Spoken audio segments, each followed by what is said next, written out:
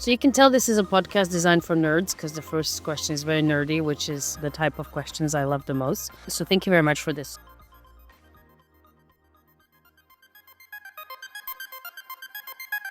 You're listening to the Transformative Podcast, brought to you by the Research Center for the History of Transformations at the University of Vienna.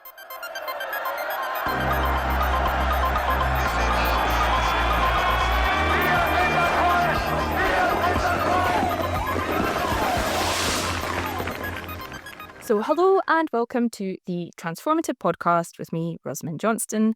And today we are joined by special guest Dr. Daniela Richterova, a senior lecturer in intelligence studies at King's College London and the author of the new and so far very well received book, Watching the Jackals, Prague's Covert Liaisons with Cold War Terrorists and Revolutionaries. And this was published earlier this year by Georgetown University Press. So, Daniela, congratulations and welcome on the podcast. Thank you very much for having me, Rosie. So let's get straight to it and let's talk about your new book, which in the title you say is about covert relations with terrorists and revolutionaries, who you term throughout jackals. I wanted to ask you quite concretely who these people were, if we were being specific, and then about your terminology, why jackals was a good term to describe them, what it says about them, and perhaps also your relationship as an author to them. So you can tell this is a podcast designed for nerds because the first question is very nerdy, which is the type of questions I love the most. So thank you very much for this. So the book basically looks at Czechoslovakia's relationship with a number of various violent non-state actors or groups in the 60s, 70s, and 80s who used various terrorist tactics, or you could call them sabotage tactics if you wanted to be very neutral, blowing things up, hijacking planes, killing people to pursue their political goals.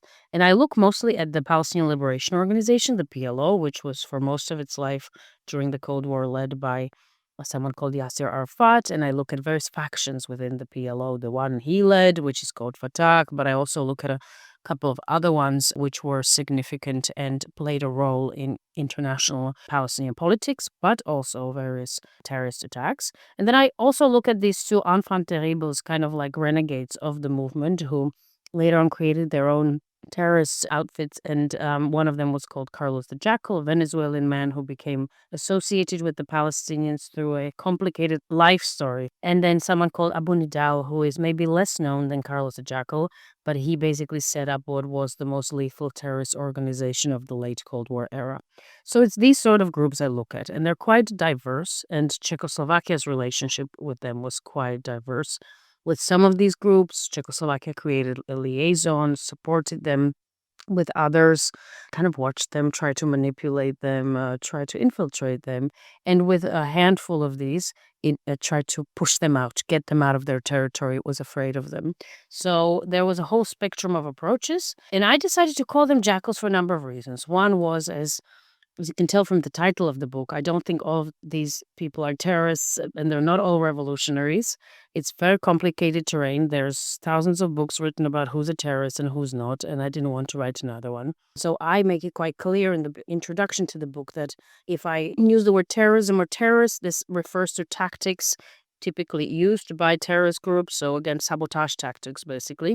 But when I refer to them as people, as movements, I refer to them as jackals. Now, I kind of stole this from two avenues or took inspiration from two avenues. One was that there is a famous novel, which was written by a very well-known author of thrillers and spy novels, Frederick Forsyth, in 1971. It's called The Day of the Jackal. Most recently, you could have seen this on your television sets with Eddie Redmayne and other fantastic actors doing the remake. And he refers to the main character in his novel as the Jackal. And I thought that the men and some women who I describe in my book actually bore similar characteristics to this main character of this fiction novel. They were all quite enigmatic at the time. Now we know more about them, but not all about them. They were prone to targeting high-level, high-ranking officials. They also attacked symbolic targets so that these would be visible and help attract attention.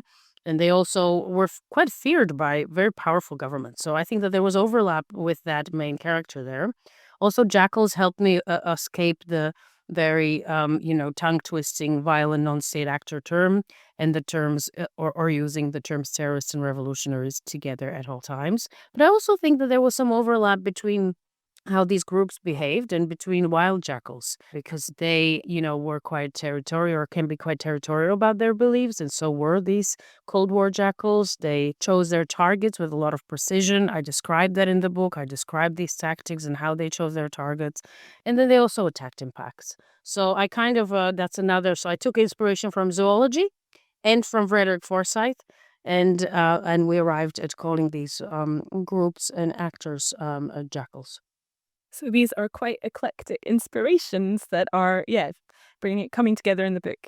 In terms of where our research kind of crosses over, I was personally interested in how important were Czechoslovak arms, or rather arms from Czechoslovak state, semi-state actors in this story and in forging relationships with these jackals. Yeah, so I expected, because you and I know that Prague has this long-standing reputation for being a major arms producer, arms dealer. So I expected this to be a significant component of those relationships that were forged with these groups. So, for instance, with Arafat's Fatah, the biggest faction of the PLO, I expected there to be significant donations of weapons to the Palestinians to help them with the cause. But actually, it turns out, based on what we know, and maybe someone else, maybe you in the future will uncover further evidence that will undermine this. But what I found suggests that actually they weren't gifted that many weapons or military equipment, and definitely not enough to make any significant change or impact on the ground. They were allowed to come, obviously, to Prague and negotiate and buy these weapons. So Prague was very happy to sell them weapons, even explosives. I think if we kind of look at it from a bird's eye perspective, Prague was very happy to treat them as business partners and consider selling arms to them. But when it came to their aid to these groups, they didn't want to spend very much money, empty their warehouses full of arms for the advantage of the Palestinians. Now, there was one moment in the history of these relations where they did provide, I think, 1,000 Scorpions to the Palestinians. And this was a moment of real political crisis in the Middle East. It's 1982. The Israelis have invaded southern Lebanon, and Christian Maronites in Lebanon have massacred hundreds of Palestinians in two camps in Beirut called Sabra and Shatila. And there was a major uproar, international uproar about this. And I think to signal support for the Palestinians, this is when the Czechoslovak government decided to give them pro bono these weapons, which is maybe last thing that I found. And I think this was the most interesting bit about weapons. So that although they were happy for these various Palestinian groups to come over and negotiate the prices by everything from handguns to more sophisticated stuff, there were red lines. And we see this in a number of cases where, for instance, the Palestinians come in the mid-'80s and want to buy silencers. This is when they're told, no, we know what these are used for. These are typically not used for open warfare. We don't want to have any part in your potential future terrorist attacks. So it's a complicated story, and the twist isn't in the direction you and I would have expected. Arms were not used as a way to ingratiate these Palestinian groups. They were used basically as a business bait, I think. Now, this is, after all, the Transformative Podcast. And one of the things that I found very interesting in the book is the way that you talk about terrorism itself changing over time and assuming different forms over the couple of decades that you're examining. I wondered if you could briefly kind of sketch the ways in which you find terrorism and its practices change. Great question. I mean, we could be here for a couple of hours talking about different ways of terrorism. There's people out there, great scholars like Rappaport, who've written about various waves of terrorism. And I'm basically looking at a portion of one of them. And this is a wave of terrorism that kicked off in the late 1960s. And the Palestinians, or some of the Palestinian groups and individuals, were kind of the front runners of this. In the late 60s, when they were already fighting for about 2 decades against the independent state of Israel, they decided to take their fight global. Not all of them, but there was one group that decided to do this, and they started hijacking planes. It was different types of hijackings than the ones we were used to from the era of 9/11. Here, typically, the objective wasn't to hurt people. It was to use hostages to negotiate releases of prisoners and to facilitate prisoner swaps or achieve some other political goals, although some of them did get bloody and people did get killed. So we see this happening in the late 60s. This is not just the Palestinians, but there's other groups that join. There's German groups, the Red Army faction, who start for their own beliefs, very different beliefs from those of most of these Palestinian groups. They start carrying out various sabotage slash terrorist operations. So there's this terrorist season that really descends upon a lot of mostly Western Europe, actually, but also parts of Africa and the Middle East, obviously. And so we're starting to see various bombings, assassinations, airplane hijackings. And I think that the two most significant attacks that we see in the early 70s are the Skyjack Sunday in 1970, which basically was a hijacking of a number of Western airplanes. Quite artful when you look at it from the perspective of these powerful states, that there were these individuals who didn't have much, training or capability, who managed to hijack these. And in many ways, this led to a local civil war, which could have ended in the downfall of the Hashemite kingdom in Jordan. So that was one of the big ones. And the other big one was the Munich Olympics massacre, which is something we're seeing on the cinema screen every other year. There's a new movie. There's still a big debate about how this went down and what the impact of this was. And this was really a moment. It was kind of like the 9/11 of the Cold War. It really propelled international terrorism and these sabotage tactics used by violent non-state actors to achieve political goals onto people's TV screens. And there were about 1 billion people who saw this operation being carried out. So that's kind of the ascent of international terrorism. But there's many ways that kind of it goes up and down over the next 20 years. But one last important thing I'll say is that it sometimes does decrease. There's moments when there are these transformations which happen in the other way. So there's de-escalation. And in 1974, Yasser Arafat, the leader of the PLO, he gave a speech in the UN where he signaled that he and his movement would be open to diplomacy. And that was seen as a significant moment which facilitated the transformation of actually the Soviet bloc's relations with the PLO, because this was a signal to them that the PLO is not just an armed or security actor, but they are a political actor. And so this led to basically Czechoslovakia setting up PLO office in Prague. Many other countries did that as well. So there's a number of transformations that happened during that time. And I think it's a fascinating topic for students, scholars to look into, because it tells us a lot about the long history of terrorism and how it's changed over the decades, but also shows us how states try out different strategies to deal with new threats. And today we're dealing with various new threats, or maybe renewed threats. And I think if we look back into history, we see some of the challenges and innovations that states have adopted in order to address them. So, having spent the last 10 minutes kind of going into this being complicated, let's sort of zoom right out again. And let me ask you, to what extent can we take what we've been discussing to conclude that Czechoslovakia ultimately supported terrorism during the Cold War? If you have to come down on this, would you say that that's a fair assessment? Or how would you even go about answering this question of the Czechoslovak overall stance towards terrorism? Well, I don't use the term support of terrorism. It's all over the literature, and I don't like it. And I had a whole section in the book where I was going to problematize it and talk about it, but then I realized, I only have so many words. I think much like the term terrorist, it's complicated. It is often used for political purposes, for labeling of your political opponents.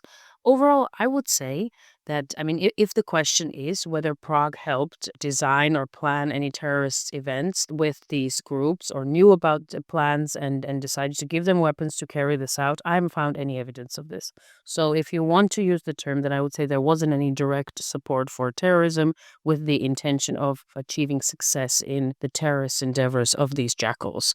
But if the question is slightly different, and if you're asking about whether Prague and its various representatives, ministers, heads of Communist Party, intelligence officers, whether they sat down in one room, talked to, negotiated, and struck deals with people who have either carried out terrorist events or have kind of overseen them, then the answer is yes. They negotiated with someone called Abu Iyad, who, in many ways seen as one of the fathers of the Palestinian struggle, but it's quite clear from many sources that he himself was the godfather of a number of terrorist attacks in the early 70s, including the Munich massacre. But also we see that this is not, they don't sit with these people and kind of pretend like they don't know what their background is. I think Prague is very careful about treading this line between talking to these people. It's striking various types of alliances with them, not aimed at kind of carrying out joint attacks, but mostly about capacity building of future Palestinian security sources, but also as using them as sources and learning about the Middle East and infiltrating the principal adversary through them. But there are these red flags. For instance, in the documents, the representatives of the training school in Zástoka Obrana, they basically say, we will not be teaching the Palestinians any terrorist techniques. And they say it quite explicitly. So it is, I'm so sorry, a complicated answer, but my assessment would be Prague did not aid terrorists to carry out terrorist events. It did talk and at times align with people who had a history in terrorist attacks. But while doing that, it was quite careful about where its red lines are because it didn't want to be seen as a culprit in a major attack or hijacking. So it kind of carefully treaded this line between engaging but not supporting. Okay, and I think a last question is about these documents that you just alluded to there. As I understand it correctly, or if I understand it correctly, the major archive that you have used is in Prague, the Archive of the Security Forces, abet, Archiv bezpečnostních složek. This is very often turned to sort of to understand often, I suppose, who informed upon whom in the communist past. There's a great deal of very interesting work being done in that archive too, but certainly I find your book really exciting in terms of how to approach this archive and how to use it. So I did want to ask you a little bit about what you found in there, and then the sorts of questions that you asked of these documents, which, as we know, are not straightforward documents in and of themselves and should not be approached 100% always literally. So I suppose your methods, the documents, and then what they revealed to you when you kind of applied your methods to them. I'm excited that you're excited because, again, this is one of those nerdy questions that I could talk, discuss for a whole evening. So basically, the main questions I was asking when I came into the archive, and you're right, I mostly worked with this ABS archive, although I worked with a couple of other ones in the Czech Republic and elsewhere. The main questions were, who were these jackals? Because when I started looking at into this, I spoke to a couple of people who were ex-government mostly, and they told me, Czechoslovakia supported all these terrorists. So I'm like, who are these terrorists we're talking about? Where do they come from? What do they do here? So those were the first questions.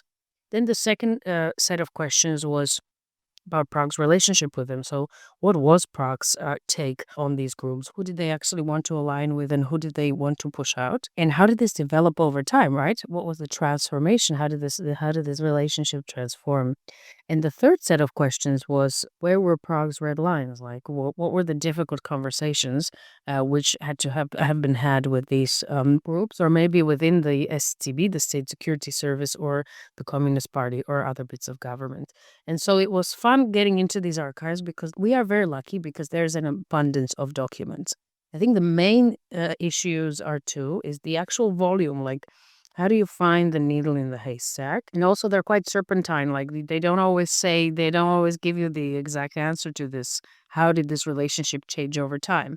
I had to kind of be my own detective and had to make very, detailed and diligent timelines to be able to answer these big questions. So there's a lot of good things about these documents. They're obviously, documents you wouldn't see abroad, you wouldn't see in the UK and the US. These are agent files, these are operational files, these are correspondences between various bits of the State Security Service, but it is quite difficult to navigate them if you weren't there with the intelligence officers and you're kind of like getting into this. So I think that was my main thing there. The other one is don't take everything at face value. I think when I started doing this, I kind of maybe did, and I was like, oh, these documents are all secret, and so everything that's in them must be true. No, it's just a document that's written by someone who is quite well informed, but often works with sources who are not entirely reliable. Oftentimes it's more so-called ruminant than human. And so I think gradually you have to come up with your own criteria of what actually constitutes a validated fact. And ideally you want to triangulate this with stuff you learn from interviews, which I did quite a few of, or with open source stuff, and what is just information that somehow kind of ended up in these documents because maybe an agent wanted to share it but wasn't entirely sure whether it was true. So overall, I would say it was a great experience. I kind of didn't realize I had a new exciting way of looking at these archives. We're happy you think that. But I think that there are many angles to all of these stories that we can find answers to in this archive, including some of these kind of big picture questions, but also smaller questions in terms of tactics, in terms of local politics, micro politics as well. All right, that is everything. Daniela Richterova, thank you very much for joining us today, and thank you very much for listening. Please join us next time for another episode of the Transformative Podcast. Thank you very much. Have a good one.